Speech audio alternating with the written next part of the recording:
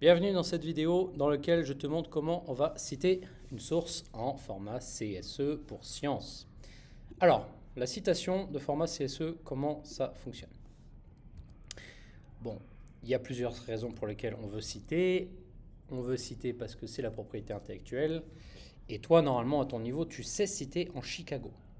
En Chicago, on met la citation dans le texte en superscript, donc on écrit X, c'est ce que tu veux écrire, et 1, c'est la première référence.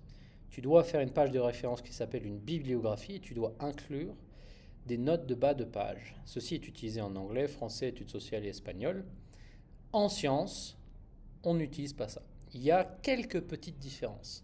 Donc l'ordre d'apparition dans la page de référence est le même, c'est-à-dire qu'au fur et à mesure que tes sources apparaissent, le numéro augmente. Donc la première c'est numéro 1, la deuxième c'est numéro 2, etc., etc. La page de référence ne s'appelle pas bibliographie mais s'appelle juste référence.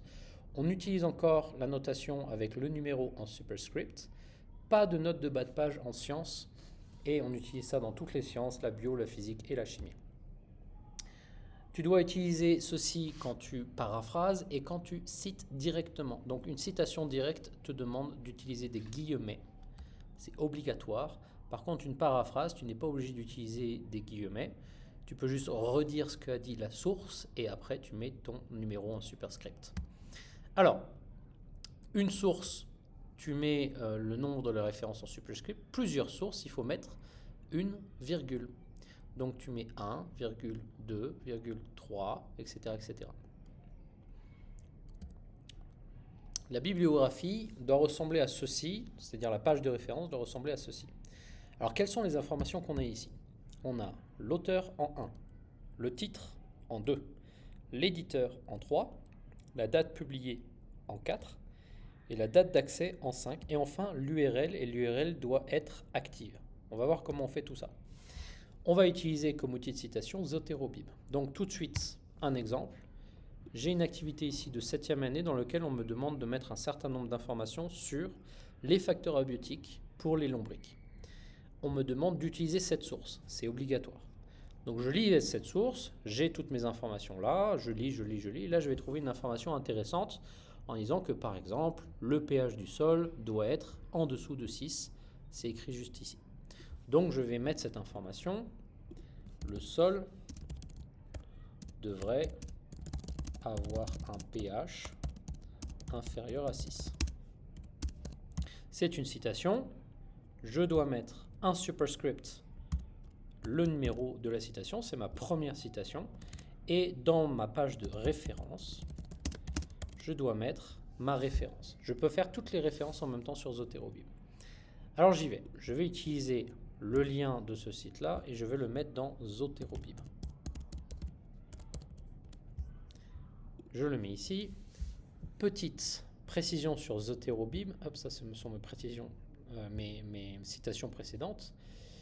Je vais mettre le lien ici dans Cite. Je lui demande de le citer. Et oui, moi j'ai automatiquement Council of Science Editors Citation Sequence 9th Edition ici. Mais il se peut que tu sois directement en Chicago ou en APA. Alors si jamais tu n'as pas le Council of Science Editors ici, tu peux cliquer sur 10 000 Other Styles Available. Et là, tu cliques Council of Science et tu vas tous les avoir. Et tu prends le 9e édition. Tu cliques Add, il va rentrer dans ta liste de choix. Moi, il y est déjà, donc je n'ai pas besoin de cliquer sur Add. Et maintenant, tu peux utiliser Council of Science Editors pour pouvoir faire ta citation. Alors, on lit la citation. L'introduction de vers dans la terre dans une prairie, c'est le titre. Access November, c'est la date d'accès et l'URL. Il manque pas mal d'informations là. Si on regarde notre slide, il manque l'auteur, on a le titre, l'éditeur et la date publiée. Donc, on va l'éditer. Je vais éditer celui-là. Je clique dessus et il me faut l'auteur. Alors, je retourne dans mon site. Est-ce que je peux voir cette information quelque part? On va lire l'introduction de la Terre dans une prairie, c'est le titre, ok, on est content. Ah, par Jean Duval, septembre 1992. Donc là, j'ai toutes les informations dont j'ai besoin. Duval Jean, c'est le nom de l'auteur. Il n'y a qu'un seul auteur. Si je veux rajouter des auteurs, j'ai juste à cliquer sur le plus ici. Duval Jean, très bien. En septembre 1992, c'est la date à laquelle il l'a publié. Et la dernière chose qui me manque, c'est le publisher. Et le publisher, c'est écrit en bas, ici c'est Ecological Agriculture Project, McGill University. Donc on va juste garder McGill University et on va le mettre là.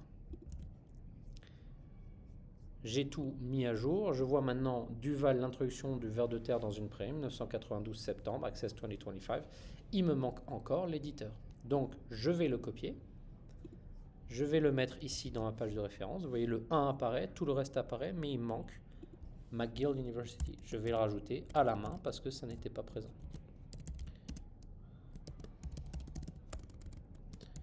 Une fois que j'ai fait ça, j'ai toute mon information, sauf que mon URL n'est pas active. Et pour activer l'URL, je me mets à la fin de mon URL avec mon curseur, j'appuie sur espace et mon URL est maintenant active. Voilà, ceci t'a expliqué comment est-ce qu'on fait une citation. Bien sûr, si tu as plusieurs citations à faire, tu peux toutes les faire en même temps dans Zotero-Bib et les copier d'une seule fois. Simplement, n'oublie pas de vérifier que tu as bien toutes les informations dans cette citation et que l'URL est bien active. Attention, le 1, le numéro en superscript se met après le texte, pas avant. Il n'y a que le numéro qui se met en superscript. Le reste ne se met pas en superscript. Si tu ne sais pas faire superscript avec les raccourcis, tu peux toujours sélectionner ton texte, aller dans Format, Texte et écrire superscript. Et là, ça a mis le A en superscript. Voilà, c'est tout pour aujourd'hui.